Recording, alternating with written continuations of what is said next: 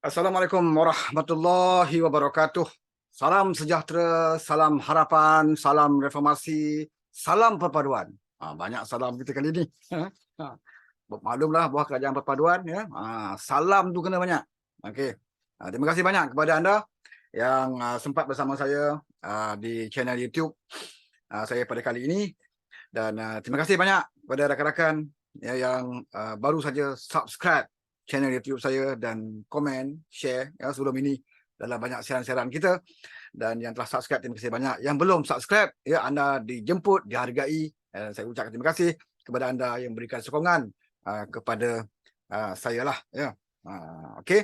Dan hari ini saya nak bicara tentang Mamak Kuti. Mamak Kuti. Mamak Kuti ni ada orang kata tak perlulah kita layan. Orang tua ni. Dia pun dah hilang deposit kan. Dalam pilihan raya ni, parti dia pun dah berpecah belah dah. Saya ingat parti dia, Parti Pejuang ni dah, saya anggap macam dah berkubur lah ya. Lepas PRU itu hari, saya anggap dah berkubur lah. Sebab semua calon yang mewakili Pejuang, yang bertanding atas nama GTA, sebab parti Gerakan Tanah Air ni tidak dapat didaftarkan, maka dia bertanding atas logo Pejuang. Dan semua yang menggunakan logo Pejuang itu, yang bertanding 100 lebih. 100 lebih, semuanya hilang deposit.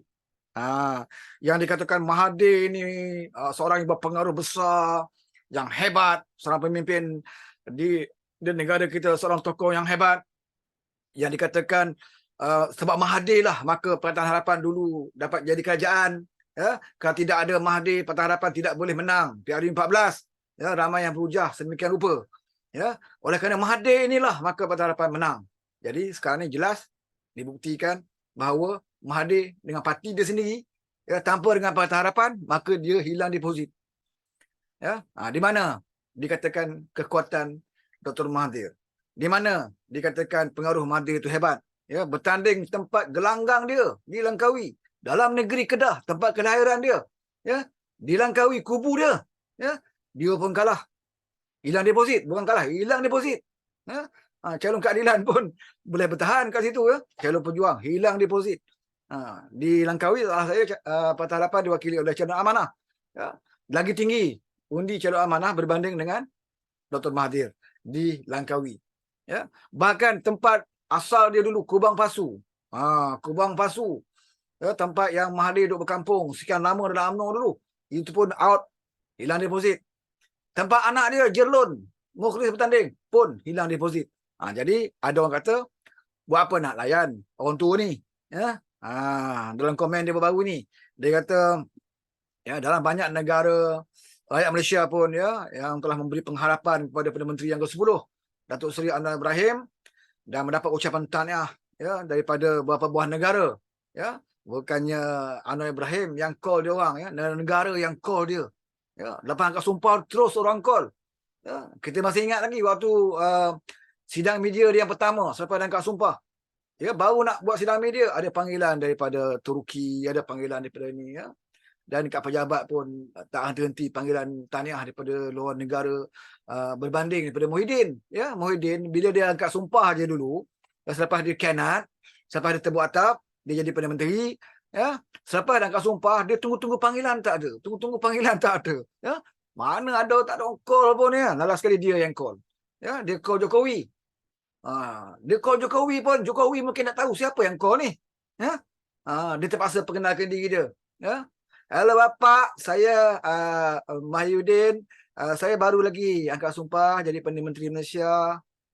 Dia perkenalkan diri dia bagi tahu dia dah jadi Perdana Menteri. Jadi Jokowi pun nak jaga hati atas hubungan diplomatik, maka Jokowi kata ucap tahniah lah, semoga berjaya lah. Itulah ucapan Jokowi. Sembang-sembang sikit dah out. 1 minit je sembang dengan Muhyiddin. Terima kasih lah banyak. Itu je lah. Tahniah. Berbeza dengan Anwar. Dia bila dia angkat sumpah je orang call dia dan sembang lama. Sembang lama, begitu mesra, begitu rapat. Sama juga dengan Mahathir dulu. Selepas dia jadi Perdana Menteri buah Pakatan Harapan pun tak banyak, tak sebegitu sambutan. Usahakan sambutan rakyat Malaysia, sambutan di luar negara pun tak macam Anwar Ibrahim Pak. Kalau kita masih ingat lagi waktu kita jadi kerajaan, Mahathir jadi Perdana Menteri buah Pakatan Harapan, Ke mana saja Mahathir pergi, tak seperti kita lihat bagaimana Anwar pergi. Dia pergi semayang ke, dia pergi pasar, dia makan kat warung, mengerumun. Ya? Itu saudara. Ya? Tuhan tunjukkan ya, satu image ya, kemuliaan seseorang itu Tuhan tunjukkan di dunia lagi. Ya, berkat kesabaran dia, istiqamah dia, sabar dia, ya, sampai ke tahap sabar, tahap dewa orang panggil, ya, itulah yang diperolehi oleh Datuk Seri Anwar Ibrahim. Bagaimana di dunia ini rakyat Malaysia menyanjung dia, memuliakan dia, ya, di luar pun, ya, orang menghormati dia dan menyanjung dia. Baru ini dalam rancangan di India, ya, apa tu, 1 million apa nama tu, program tu kan. Dia dalam soalan dia menyatakan siapa Datuk Seri Anwar Ibrahim itu Perdana Menteri daripada negara mana, soalan dia ya, dalam program ya. Jadi salah satu dia sebut Bahrain, dia sebut beberapa negara Arab yang lain lah ya, dan Malaysia. Dan orang yang peserta yang menjawab soalan tu dia boleh jawab dengan tepat ya, bahawa Datuk Seri Anwar Ibrahim itu adalah Perdana Menteri Malaysia. Sampai ke dalam program pun ya, program-program yang popular di India ni ya, yang disertai oleh pelakon terkenal Amitabh Bachchan ya, menggunakan ya nama Anwar Ibrahim di dalam program tersebut, membayangkan aura dia, saudara, bukan setakat di Malaysia ya, aura dia itu meliputi dunia-dunia di luar, negara Arab, Asia ya, sampai ke India. Nama Anwar Ibrahim. Jadi di situlah yang menyebabkan Dr. Mahathir ini rasa macam iri hati, dengki, cemburu kan. Padahal dia dah pernah jadi Perdana Menteri 22 tahun. 22 tahun jadi Perdana Menteri, 22 bulan buat lepas tu jadi Perdana Menteri lagi ya. Dah umur kan menjadi 100 tahun, hampir 100 tahun umur ya. Masih lagi tidak insaf, masih lagi ada hasad, dengki ya, masih lagi memperlekehkan orang lain yang dimerasakan dia hebat, dia satu-satunya ya, di Malaysia ni pemimpin ya, Perdana Menteri Malaysia yang paling hebat, tidak ada orang lain yang boleh menandingi dia ya. Jadi kita biarlah ya, patutnya Mahathir berhentilah, bagilah orang Melayu pula ya jadi Perdana Menteri ya. Bukan tak ada orang Melayu berkebolehan, bukan tak ada orang Melayu yang tidak rasuah ya, bukan tak ada orang Melayu yang cinta kepada agama, bangsa dan negara ini ya. Bukan Kerala aja yang boleh memimpin negara kita ni ya. Ada orang Melayu yang boleh memimpin ya. Jadi Mahathir patutnya berhentilah cakap. Tapi masih lagi bercakap, saudara. Oleh kerana dia bercakap ya, jadi saya harapkan Anwar tak layan lah ya, pimpinan-pimpinan menteri-menteri Anwar Ibrahim sendiri. Kalau boleh jangan layan lawan tua ni. Untuk berdepan dengan orang tua ini, cukup kita je. Kita di bawah ni. Biar kita penyokong di bawah ni saja, yang tak ada jawatan apa-apa dalam parti, yang tak ada jawatan apa-apa dalam kerajaan dan sebagainya, biar kita saja yang akan berdepan dengan orang tua nyanyuk ni. Dengan Mahathir, dengan Haji Hadi, serah pada kita. Itu bukan standard Anwar Ibrahim. Bukan standard Anwar Ibrahim nak layan. Kita pun cukup nak berdepan dengan Mahathir Mohamad ni. Level dia ke tahap itu. Ya, ke tahap bawah kaki Anwar Ibrahim sekarang ni. Maka level dia biar kita yang akan jawab. Ya. Dia menyatakan bahawa Anwar ni dia masih ada keraguan tentang kepimpinan Anwar. Baru sebulan pun. Baru sebulan Anwar jadi Perdana Menteri. Dia dah menilai Anwar Ibrahim tu ya, tak boleh naik Arab jadi menteri. Apa rekod dia? Dia kata waktu dia jadi timbalan saya dulu, saya tahulah, dia kata krisis keuangan, IMF. Dia ungkit balik lah. Waktu krisis keuangan 97. Ya, di mana Anwar dia kata mengikut telunjuk IMF. Ya. Sehingga kan negara kita lingkup dan saya terpaksa mengembalikan balik. Sebenarnya isu IMF ini ya adalah satu senjata. Saya masih ingat lagi, satu senjata yang sering digunakan oleh musuh-musuh politik Anwar Ibrahim untuk menunjukkan bahawa Anwar ini adalah ejen mereka. Anwar ini ejen Israel, Yahudi dan sebagainya, dan berbaik dengan IMF, George Soros dan sebagainya. Tetapi isu ini telah pun dijawab.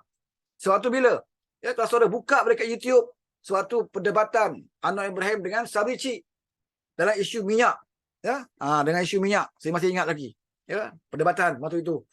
Kalau saudara dengar, Sabri Cik waktu itu pun menggunakan modal IMF ini ya untuk nak menekan Anwar dalam perdebatan tersebut, dan Anwar berjaya menerangkan ya, secara terperinci dan jelas tentang IMF.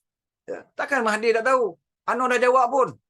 Ya? Tapi sebab Mahathir ni jenis dia ingat orang macam dia mudah lupa, ya, maka dia ulang balik kisah-kisah itu, ya, tentang IMF. Ya. Kalau dia berani, cabarlah Anwar tu berdebat. Ya, cerita pasal ekonomi ke, keuangan ke, IMF ke, skandal-skandal yang berlalu di zaman dia dulu. Debat dengan Anwar Ibrahim. Apa skandal bawah Mahathir yang tak ada dalam pengetahuan Anwar Ibrahim? Semua dalam poket Anwar Ibrahim. Ya, tinggal lagi Anwar dah sebut, kalau dia pegang kuasa, bukan kerja dia nak pergi congkil-congkil. Ya, yang dulu-dulu punya, ya, zaman Mahathir.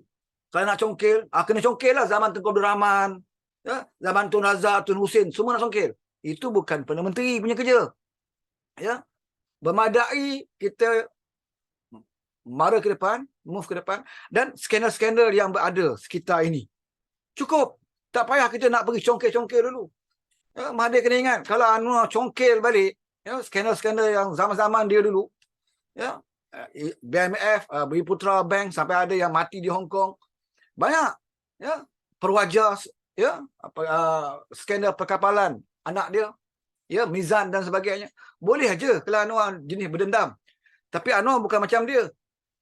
Mahathir ni pendendam. Sebab itu bila dia jadi Perdana Menteri Bawah Pakatan Harapan dulu, ya, lepas angkat sumpah je apa kerja dia.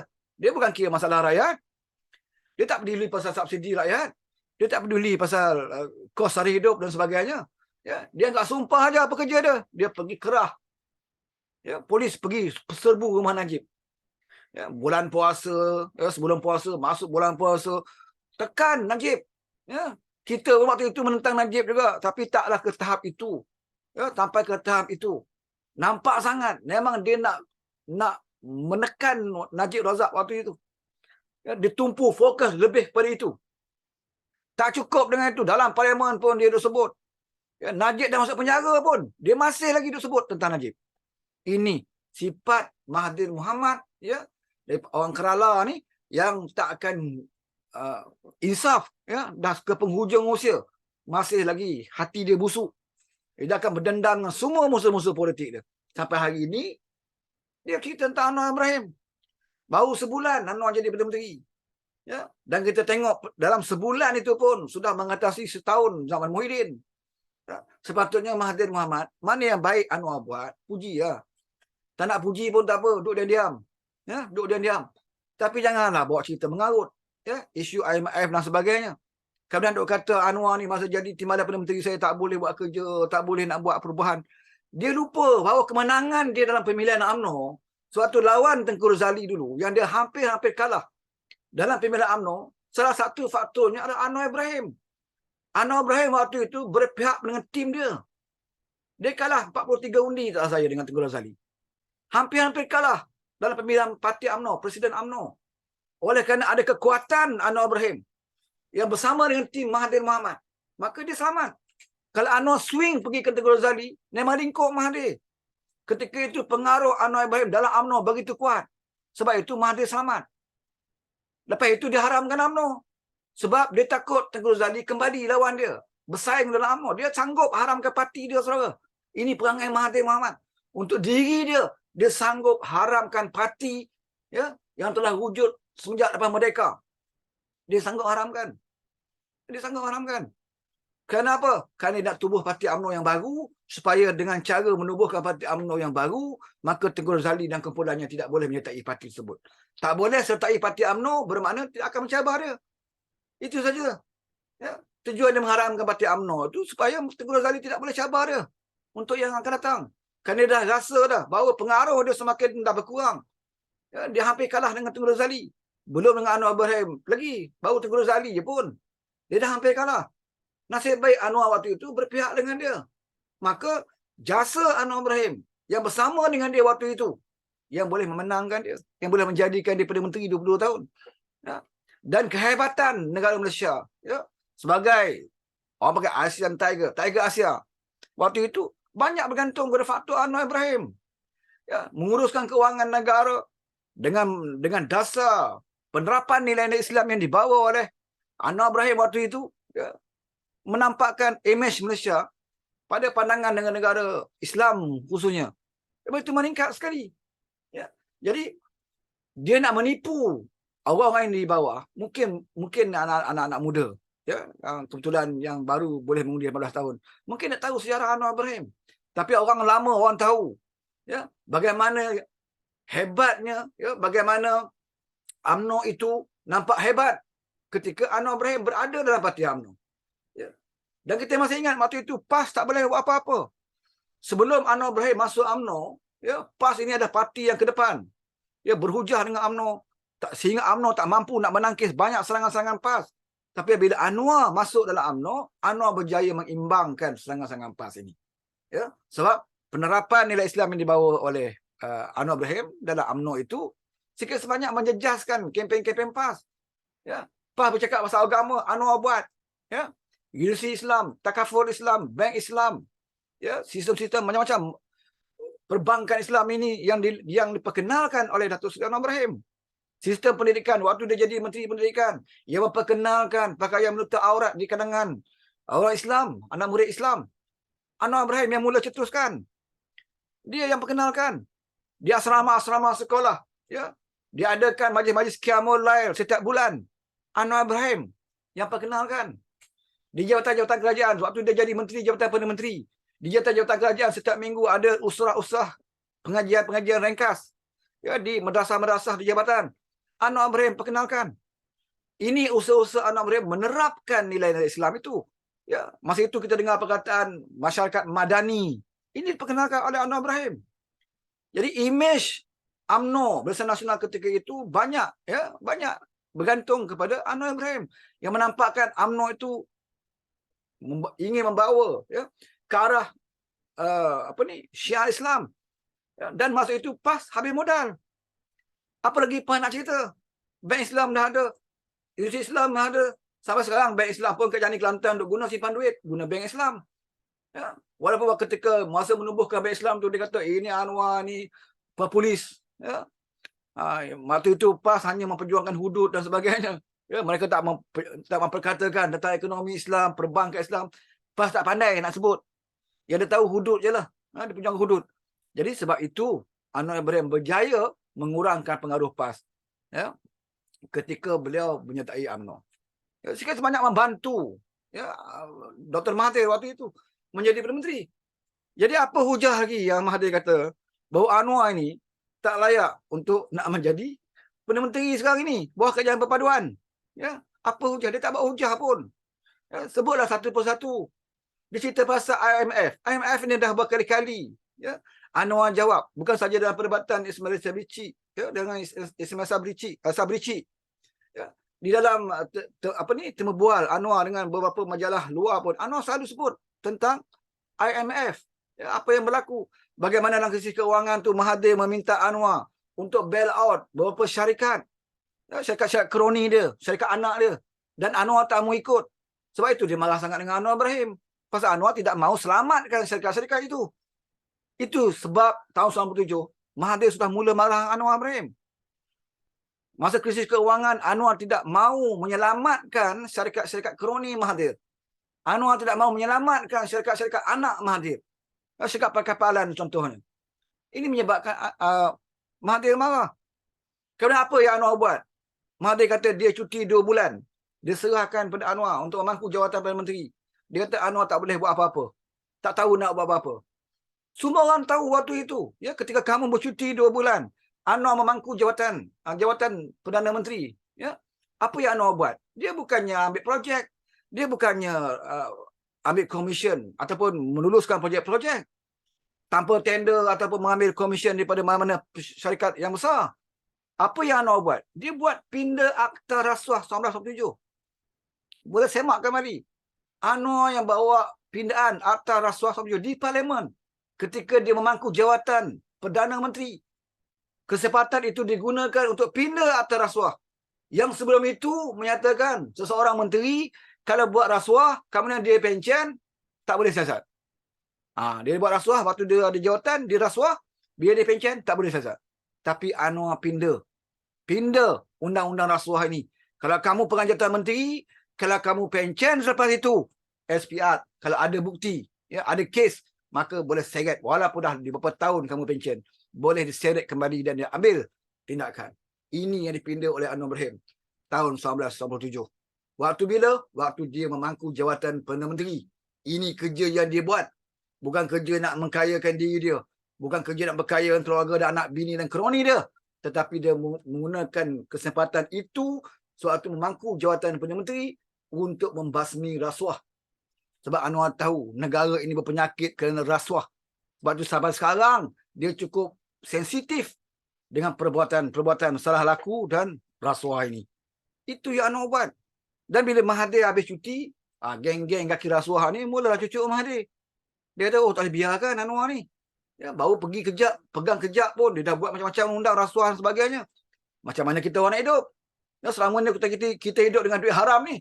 Ya, Anwar dah tutup jalan-jalan ini. Ya, jadi sebab itu, dalam di kalangan pimpinan UMNO itu bersekongkol dengan Mahathir, ya, dan menjayakan konspirasi untuk nak menjatuhkan Anwar Ibrahim di dalam UMNO. Bahkan di dalam kerajaan itu sendiri. Dan bermulalah peristiwa. Ya, peristiwa pemecatannya dengan fitnah-fitnah yang luar biasa yang langsung tak masuk akal. Ya, konspirasi diatur. Ya, beberapa orang konspirator, ya, yang telah pun sanggup melacurkan dirinya dengan Mahathir hanya kerana untuk menjatuhkan Anwar Ibrahim. Ini semua sejarah Mahathir, jangan nak tipu. Ya, kalau budak baru mungkin dia boleh timerang. Kata Anwar ni tidak tahu buat kerja.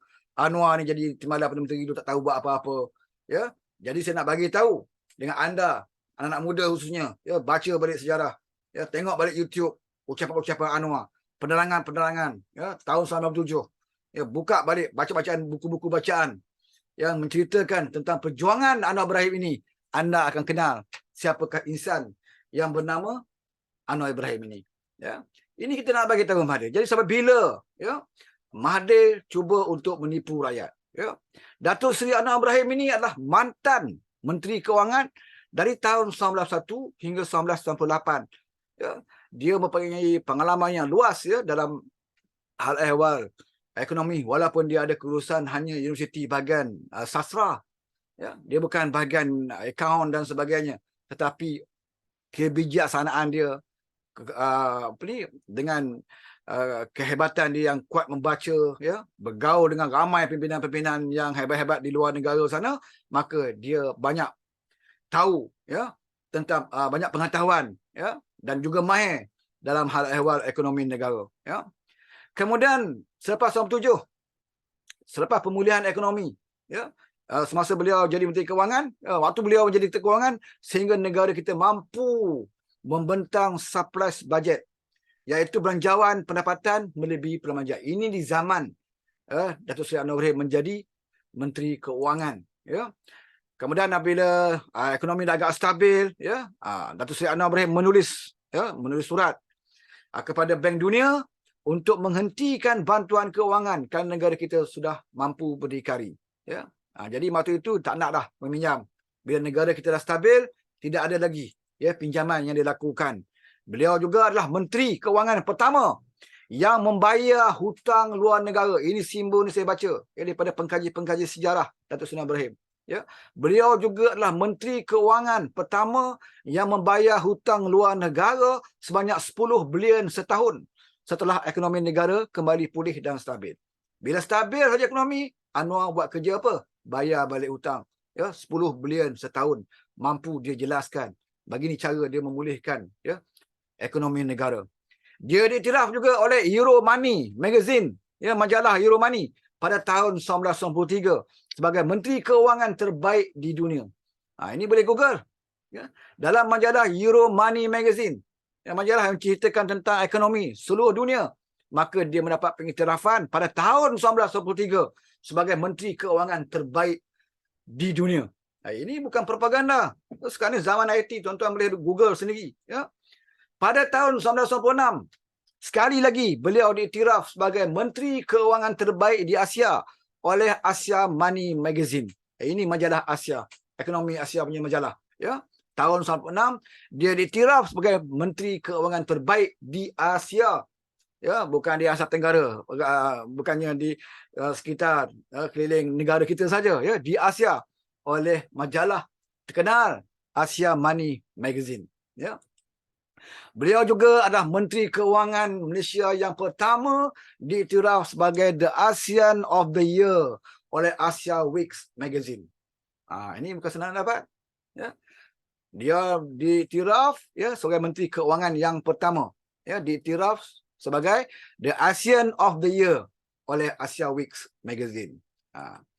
Beliau juga lah Menteri Keuangan pertama dari Malaysia yang dilantik sebagai pengerusi bahagian pembangunan di Bank Dunia pada tahun 1965. Ini siap-siap bagi tahun. Saya dapat data ni daripada pencarian saya, penulisan orang yang mengkaji sejarah Datuk Seri Anwar Ibrahim ini. Beliau adalah Menteri Keuangan pertama dari Malaysia yang dilantik sebagai pengerusi bahagian pembangunan di Bank Dunia pada tahun 1965.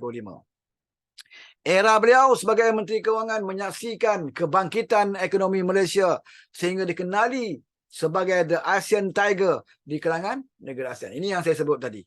Di era Menteri Keuangannya Datuk Seri Anwar Ibrahim, maka Malaysia dikenali sebagai ASEAN Tiger.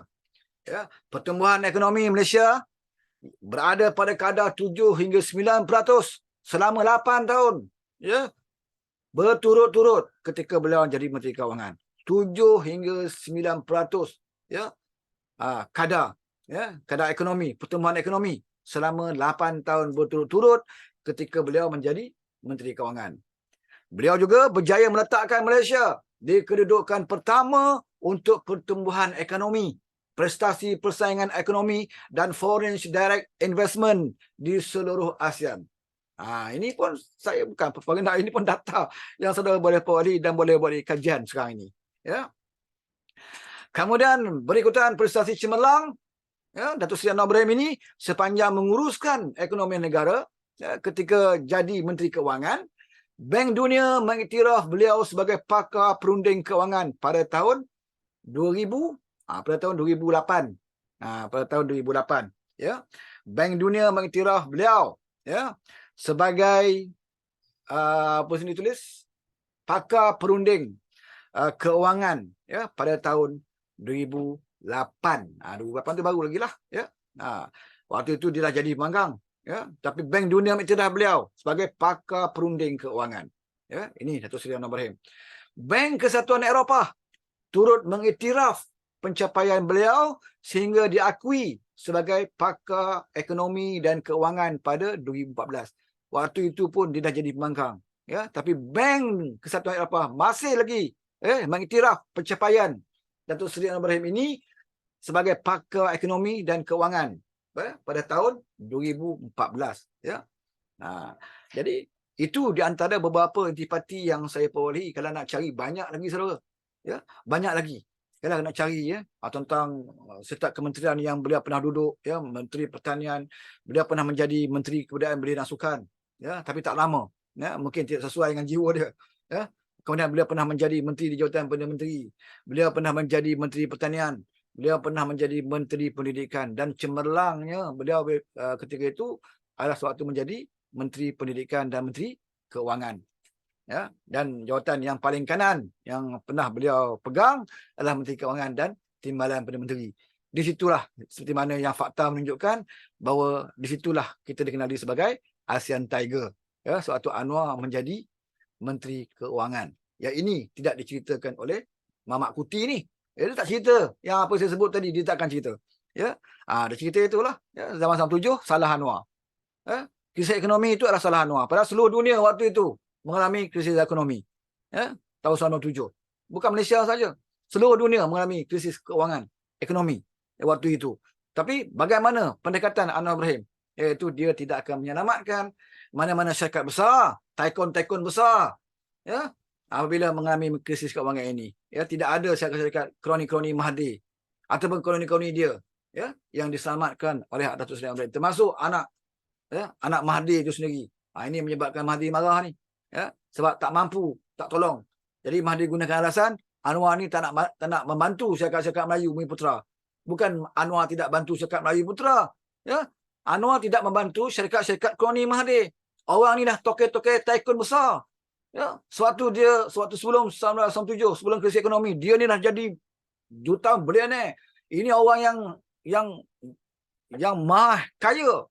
Suatu dia kaya, dia lupa pada rakyat. Ya, makan seorang-seorang. Tapi bila dah berlaku krisis keuangan, baru nak minta duit rakyat untuk bantu dia.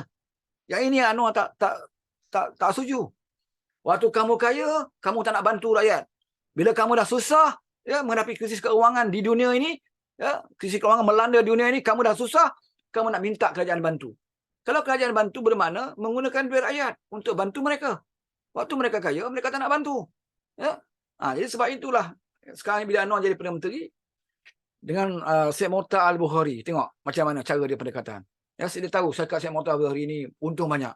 Ya, dia bukan nak bunuh syarikat Syed Mokhtar Al-Bukhari. Ya, malahan dia bagi penghargaan. Ya, malahan dia tidak ada masalah dengan perniagaan Syed Mokhtar Al-Bukhari. Tapi kamu dah terlalu lama kaya, banyak untung, ya, bagilah sikit pada rakyat. Bagilah sikit pada rakyat. Sebab itu Syed Mokhtar sanggup bagi 10 juta bulan ini dan tahun depan 50 juta. Itu belum bincang betul-betul lagi, baru cakap mulut. Ya, bincang kedai kopi je pun. Ya, bincang kedai kopi pun Anwar boleh tarik 10 juta untuk bagi pada petani-petani. Ya, terutamanya di Kedah. Ya, tak kisahlah Sanusi itu apa level dia. Tapi yang penting bukan Sanusi. Yang penting ni petani-petani di Kedah. 10 juta bulan ini. Ya, untuk diberikan subsidi kepada petani-petani. Dan bulan depan 50 juta. Belum berunding lagi betul-betul. Kalau berunding betul-betul mungkin dapat lagi. Baru sembang kedai kopi pun dah dapat dah 10 juta. Campur 50, 60 juta saudara. Dalam tak sampai sebulan, ya, Anwar jadi Perdana Menteri. Dalam beberapa minggu selepas dia angkat sumpah, dia boleh dapat 50 ke 10 juta, ya, untuk bantu petani. Bukan untuk bantu diri dia, bukan untuk bantu rakan-rakan dia, bukan untuk keluarga dia, tapi untuk masyarakat, ya, petani-petani di Kedah. Kebetulan Kedah itu adalah negeri jelapang padi, petani-petani yang ramai dan kebanyakan majoritinya adalah orang Melayu beragama Islam. Tak kisahlah Kedah itu dipimpin oleh PAS sekalipun. Yang penting rakyat Kedah, orang Melayu ini, yang bertani ini, ya, yang bekerja kuat, ya, nanam padi ini, orang ini harus dibantu. Ya, dia tak peduli negeri itu siapa perintah, dia tak peduli Sanusi dia kata macam-macam dekat dia, ya, menyerang peribadi dia, dia tak peduli, dia tak berdendam. Takkanlah nak marah Sanusi yang bengong ni sampai rakyat Kedah jadi mangsa. Ya, rakyat Kedah kita akan jaga. Menteri besar, biar rakyat Kedah sendiri akan hukum dia. Kalau rakyat Kedah nak menteri besar yang macam tu, ya, menteri besar yang mulut bacol, ya, mulut yang macam ini, ya, terpulang boleh rakyat Kedah. Ya, tapi bagi Anwar Ibrahim, selagi kamu rakyat Malaysia, selagi kamu orang yang susah, tak kira kamu Melayu, Cina, India, Iban Kazan, selagi itu Anwar Ibrahim akan bantu. Ya, jadi ini bezanya kepimpinan Datuk Seri Anwar Ibrahim dengan Mahathir Mohamad. Mahathir Mohamad ni tak bicara tentang rakyat di bawah. Ya, dia jaga Vincent Tan, dia jaga orang-orang token-token besar-besar, tycoon-tycoon besar ni. Ya, sebab itu bila tycoon besar ni rasa bermasalah, ya, dia minta kerajaan bantu, bail out. Ini bukan style Anwar Ibrahim. Kalau kamu dapat projek daripada kerajaan, ya, dengan secara yang betul, secara yang jujur, kamu meniaga dan kamu untung, bagi Anwar, tolonglah rakyat di bawah. Sebab kamu untung. Ya, bukan kerajaan nak bagi kamu rugi. Kamu berhak mendapat untung sebab kamu yang berusaha.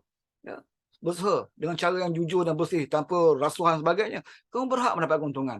Tapi kalau keuntungan besar, serahlah sikit pada rakyat. Ini juga bertepatan dengan Islam. Islam ni bukan hudud saja. Islam ni pengurusan pentadbiran juga ada kaitan dengan Islam. Ya, Islam mengajar kita, kalau kita kaya, kita ada duit lebih, ya, share, kongsikan bersama dengan orang yang susah. Ya, ini konsep Islam. Sebab itu ada sistem zakat, fitrah dan zakat dalam Islam. Iaitu orang yang berkemampuan bantu orang yang susah. Jadi ini yang diamalkan, yang diserapkan oleh Anwar Ibrahim dalam pentadbiran. Kamu tokoh besar, kamu untung banyak, ya, sedikit keuntungan itu serahkan kepada rakyat. Sebab kamu dapat projek ini daripada kerajaan. Kerajaan yang bagi kamu projek. Ya, projek-projek besar. Dan bila sebut saja kerajaan, itu adalah rakyat punya. Kerajaan itu adalah rakyat yang angkat. Maka kamu gunakan kerajaan untuk dapat projek, berarti kamu menggunakan rakyat punya mandat untuk kamu jadi kaya. Bila kamu dah untung, bagilah sikit. Bukan nak bagi semua. Ya, kamu dapat untung, bagilah sikit kepada rakyat. Ini konsep yang dibawa oleh Datuk Seri Anwar Ibrahim. Jadi, saya rasa cukup sampai sini dulu untuk kita nak ngulas isu Mahathir Mohamad. Jadi Mahathir Mohamad ni elok kita suruh dia berhentilah. Lagi banyak dia bercakap, lagi orang benci. Bukan orang hormat, lagi orang benci. Sekarang parti dia pun dah terabur dah. Hairudin yang kaki ampu dia tu pun, ya. Hairudin yang rambut pacak tu. Ya, suami kedai pelakon siapa nama tu? Emma Fatimah ke apa entah. Ya, ya. yang rambut pacak tu, dia pun dah keluar. Keluar letak jawatan, keluar. Tak nak bersama. Sebab apa? Sebab dia rasa malu. Dia ingatkan Mahathir tu hebat. Selama ni dia ampu Mahathir, dia hentam mana macam nak gila Khairuddin ni. Dah sekali dia tahu bahawa Mahathir ni tak hebat mana pun. Orang tua ni. Dia hebat dulu sebab Anwar ada sebelah. Dalam UMNO ni, dia hebat. Bila kau menjadikan Anwar itu sebagai musuh, maka kau tempah lah. Tempah penyakit. Sebab kehinaan ke atas Mahathir Mohamad ini. Ya, dia dihina. Ya. Bagaimana dia sanggup jatuhkan kerajaan Patah Harapan. Ya. Bagi saya, dia ni manusia yang paling jahat dalam politik. Ya. Sesatunya pemimpin politik mungkin dalam satu sejarah dunia. Ya. Dalam satu sejarah dunia boleh diungkapkan, boleh dicatatkan, ya, dalam Guinness Record. Dalam dunia punya rekod. Ya. Boleh dicatatkan bahawa sesatunya orang politik yang sanggup mengharamkan parti dia sendiri hanya untuk diri dia. Bukan saja dia sanggup mengharamkan parti dia, satu-satunya pemimpin politik yang sanggup menjatuhkan kerajaan yang dia pimpin. Ya, Pakatan Harapan itu, kerajaan yang dia pimpin, dia sanggup jatuhkan. Nah, hanya kerana apa? Kerana dia tak suka Anwar Ibrahim. Ya. Dia dulu haramkan UMNO, ya, kerana dia tak suka kepada musuh politik dia, Tengku Razali waktu itu. Ya, dia sanggup haramkan UMNO. Dan dia sanggup jatuhkan kerajaan Pakatan Harapan oleh kerana dia tak suka Anwar Ibrahim menjadi Perdana Menteri. Inilah manusia bangsat yang bernama Mahathir Mohamad. Ya, cukup-cukuplah. Duduk diam-diam, ya. Orang kuat kamu, belaki-belaki kamu pun dah ke mana pergi. Mana dia pergi Zaid Ma'arif yang selama ni mengampu kamu. Ya. Yang jadi setiausaha politik kamu dulu, Zaid Ma'arif pun dah hilang ke mana dah. Hidup ke mati kita tak tahu. Khairuddin pun dah belah dah. Ya. Dah belah dah. Berapa ramai yang belah sekarang ni. Ya. Dan saya dengar ura-ura dalam mesyuarat seperti mana yang didedahkan oleh Khairuddin dalam mesyuarat pejuang, ya, ada ura-ura Mukhris nak kembali kepada Patah Harapan. Saya nak bagi tahu pimpinan Patah Harapan, jangan kutip sampah-sampah ini. Ya, susah kita nak keluarkan sampah ini dulu. Ya, bila dia dah keluar, ya, dah jadi bangkai, dia nak masuk balik, tolong jangan ambil balik. Ya, apa pun yang terjadi pada Patah Harapan, tolong jangan ambil pengkhianat-pengkhianat ini. Ya, Zuredah, Azmin, Mukhris, Mahathir, puak-puak pengkhianat-pengkhianat macam ni, jangan sama sekali dibenarkan, ya, masuk dalam rumah kita. Ya, masuk dalam rumah kita. Kerana belajarlah, ya, belajarlah. Ya, kita pun ada tahap, kalau kita nak baik pun, ya, ada tahap-tahap, ya, kita boleh baik. Jangan kita jadi baik sangi orang kata, bukan baik tapi bodoh. Ya, biarlah kita jadi orang yang bijak, ya, orang baik dan bijak, bukan baik dan bodoh. Ya, jadi cukup sampai di sini. Terima kasih banyak kepada saudara yang sempat bersama saya, ya, dan kita akan ulas dari masa semasa. Kita tengok lepas ini apa lagi yang nak diletekkan oleh Mahathir Mohamad, dan kita akan ulas kemudian, ya. Jadi bagi pimpinan, ya, terutamanya Anwar Ibrahim, ya, Perdana Menteri kita, dan juga pimpinan-pimpinan dalam parti, ya, tak perlu layan, ya, si kerala ni. Cukup bagi kami di bawah. Ya, kami bekerja di bawah ini, dia dululah macam tu. Ya, waktu susah pun kami duk hentam puak-puak ni, menang pun kami akan jaga. Ya, kita akan jaga Pakatan Harapan ni. Kita akan jaga kerajaan perpaduan ini, dan kita akan berdepan dengan puak-puak yang seperti Mahathir Mohamad ini. Bagi pimpinan di atas, kamu pegang jawatan itu, jaga baik-baik amanah yang diberikan, buat kerja sungguh-sungguh demi untuk rakyat. Ya, jangan bimbang, ya, tentang gangguan-gangguan. Ya, seri-seri ini kami di bawah ini akan bersedia, ya, untuk mempertahankan kerajaan perpaduan, insya-Allah, selagi hayat dikandung Ramadan. Sekian billahi taufik wa hidayah. Assalamualaikum warahmatullahi wabarakatuh.